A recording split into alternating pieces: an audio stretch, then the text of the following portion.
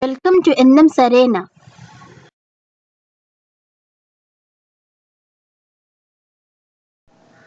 In this video, we are going to discuss strategy implementation.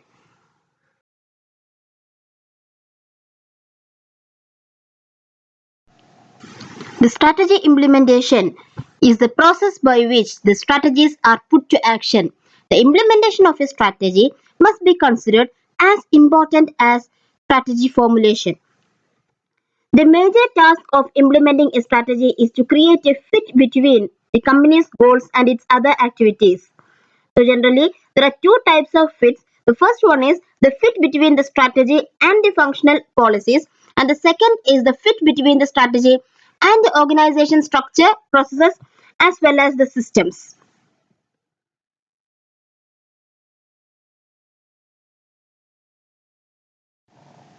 The strategy implementation involves procedural implementation, project implementation, resource allocation, structural implementation, behavioral implementation, and functional implementation. Each of these is discussed in detail here.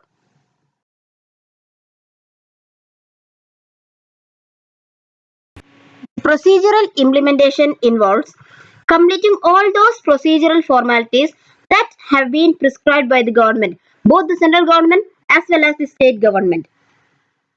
So that includes licensing requirements. That is, wherever industrial license is required, the applicant company has to apply for such industrial license. On the fulfillment of the requirements, the license will be issued by the authority. Next is the FEMA requirements. There are various requirements prescribed under the Foreign Exchange Management Act. So all these requirements have to be fulfilled by a company. Then comes the capital issue requirements. The SEBI exercises some controls over the capital issues to the public in the form of adherence to some disclosure forms. For this purpose, SEBI requires the prospectus of the company intending to enter the capital market. Through this, SEBI makes it sure that relevant information has been provided in the prospectus on the basis of which the investing public can analyze the worth of an issue of the shares or debentures. Hence, all the requirements by the SEBI regarding the capital issues have to be met by a company intending to implement a strategy. Next comes the import and export requirements. The import and export requirements differ in two types of goods. Those which are under the list of the open general license or the OGL, and those goods which fall under the descriptive list. For the items falling under the open general license, there is not much requirement except that the companies going for the import or export have to inform the RBI or the Reserve Bank of India. In the case of the items put in the restrictive list, the import or export license is required from the Ministry of Commerce. And in the case of incentives and benefits, a number of incentives and benefits for establishing new undertakings of different types is specified, such as those in the backward areas or the provisions of supply of raw materials at concessional rates, concessional rate of interest on loans, then sales tax subsidies, exemption from payment of income tax for certain number of years, etc. However, many of these incentives and benefits have been withdrawn and only a few of them exist at present. Wherever such incentives and benefits exist, the companies concerned can avail these after fulfilling the required formalities. Thus, the procedural implementation is over by meeting all these requirements.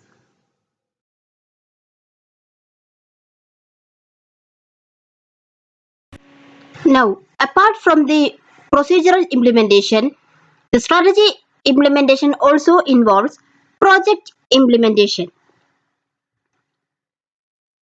A project passes through 5 phases as the consumption phase, definition phase, planning and organizing phase, implementation phase, and cleanup phase.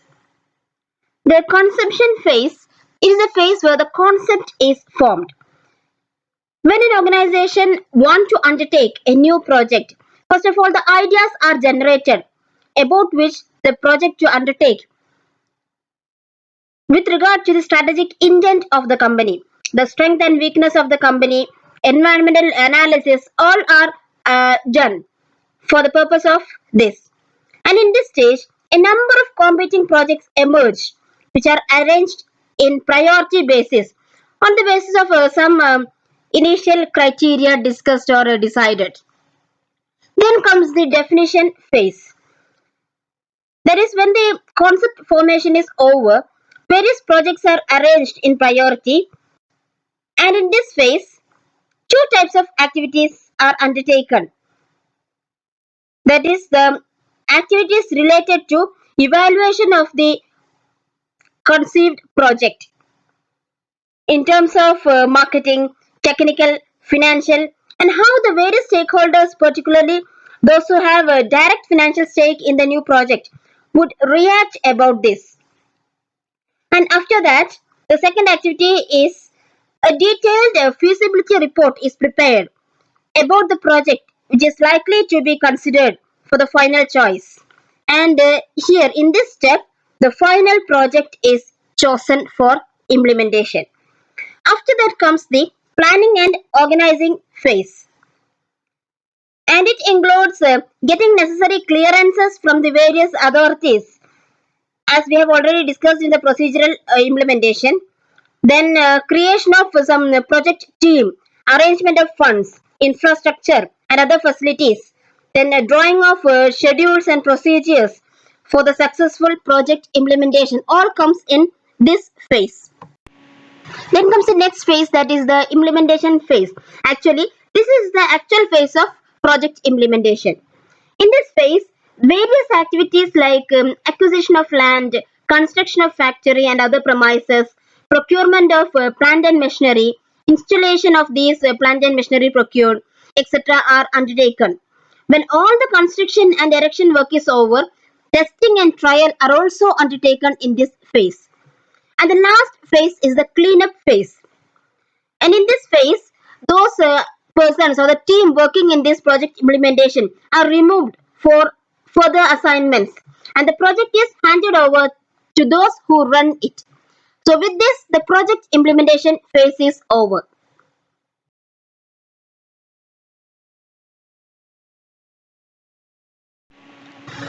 The next issue in strategy implementation is resource allocation. The first step of resource allocation is mobilization of resources, which involves procurement of resources that may be required to implement a strategy.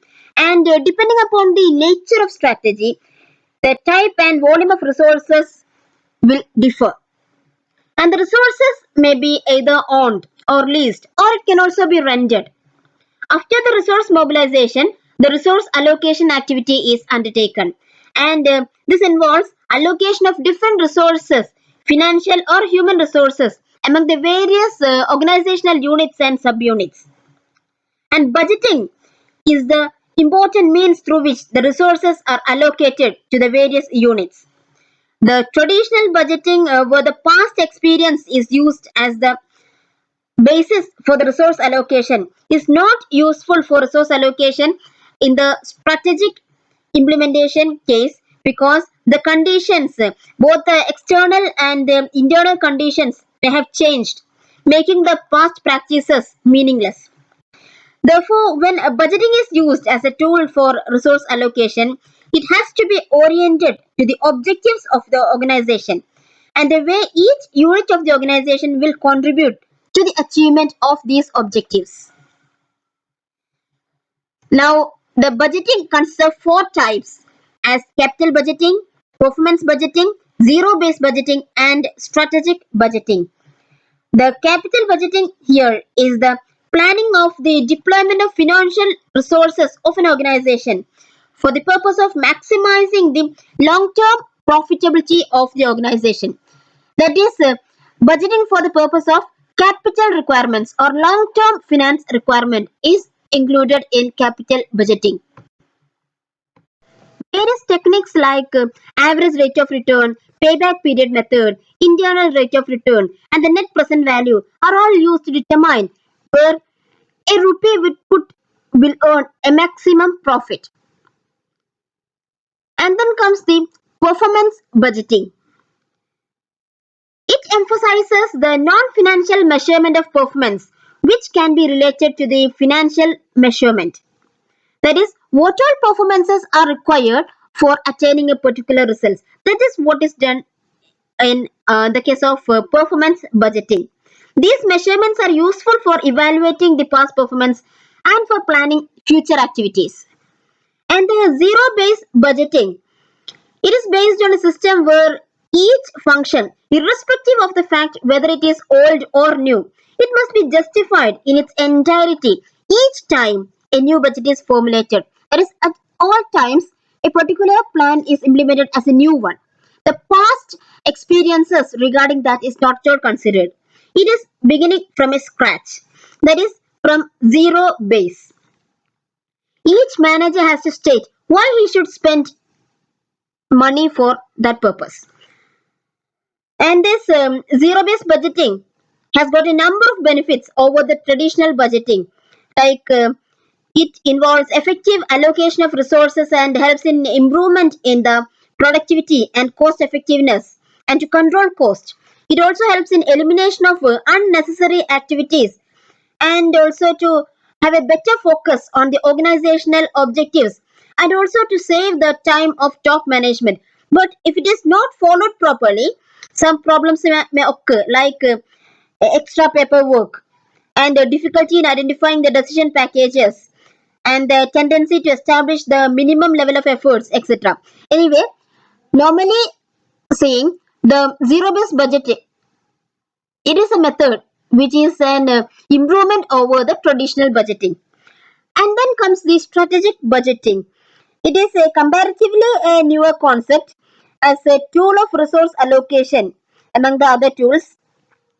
And in this case, it involves suggesting the kind of skills, expertise, and funding which will be needed to allow the various units to accomplish the designated results. So it involves answering some questions like what sort of performance and results do we want to generate?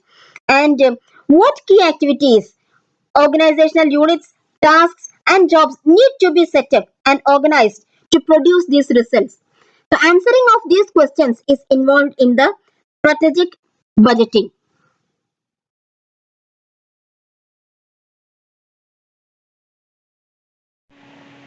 Now next comes the structural implementation. It includes two aspects as design of organization structure and development of organization systems. Now what is an organization structure? It is just a pattern in which the various organizational activities are divided and assigned among the various positions, groups, departments, and divisions, and the coordinating mechanism among these activities for what? For the achievement of organizational objectives. And since these activities may be divided and assigned in a number of different ways, there may be many forms of organization structure as an entrepreneurial structure or functional structure or divisional structure or matrix structure. And these structures may be adopted on an either or basis or in a hybrid form. That is, a part of the structure may be in one form while the other part may be in the other form, which is done in large organizations. Now, the organizational systems, they are the operating mechanisms through which the various components of an organization created through the process of organizational design interact among themselves. How these various components in an organization interact. That is what is called the organizational systems. And in an organization, there may be several such systems. Some of them are the information system or planning system or control system or motivation system, appraisal system or the development system.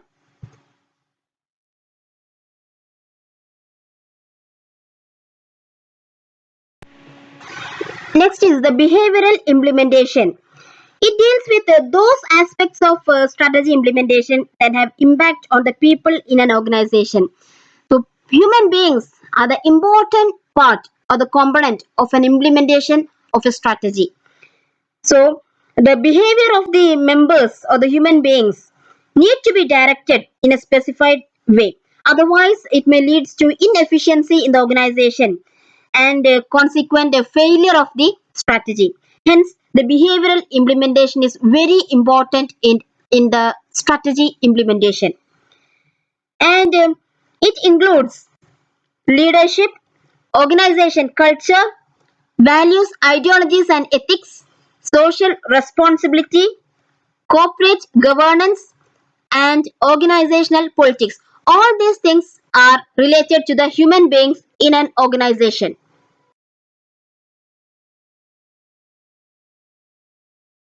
And the last one is functional implementation.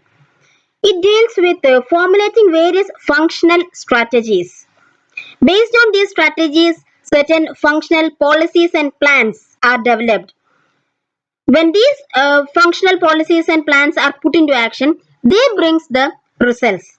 And these functions and functional policies and plans includes production or operations policies and plans, marketing policies and plans, financial policies and plans, human resource policies and plans. And all these policies have to be integrated for a proper mix or a proper implementation of the overall strategy.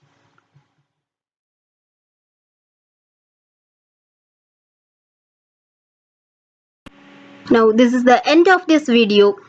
Thank you for watching it. Keep waiting for the next video. Subscribe the channel and click the bell icon.